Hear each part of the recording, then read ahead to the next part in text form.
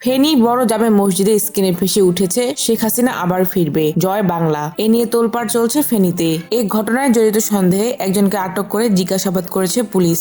সোমবার দুপুরে হঠাৎ মসজিদের স্ক্রিনে লেখাটি ভেসে ওঠে। এরপর বৈষম্য বিরোধী ছাত্র আন্দোলনের নেতাদের খবর দেয়া হলে তারা ঘটনাস্থলে আসেন এবং মসজিদের অফিস সহকারী স্ক্রল বন্ধ করেন। বৈষম্য বিরোধী ছাত্র আন্দোলনের ফেনী সমন্বয়ক ওমর ফারুক শুভ বলেন, দুপুর 2:30টার দিকে আমাকে একজন ফোন দিয়ে বিষয়টি জানালে আমি এসে দেখি স্ক্রিনে লেখাটি চলছে। আমি এসে তখন বিষয়টি নিয়ে ফেসবুকে লাইভ করি। এরপর স্থানীয় জনগণ এসে বিক্ষোভ করলে মসজিদের অফিস সহকারী জমির উদ্দিন এসে সুইচ অফ করে স্ক্রল বন্ধ করেন। দুপুর 2:30টা থেকে 3:30 প্রায় 1 ঘন্টা লেখাটি চলছিল।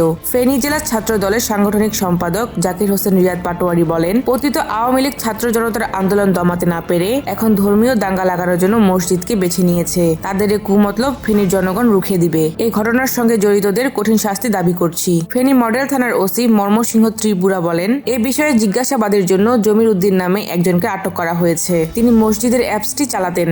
অ্যাপসের মাধ্যমে লেখাগুলো স্ক্রিনে ভেসে উঠত।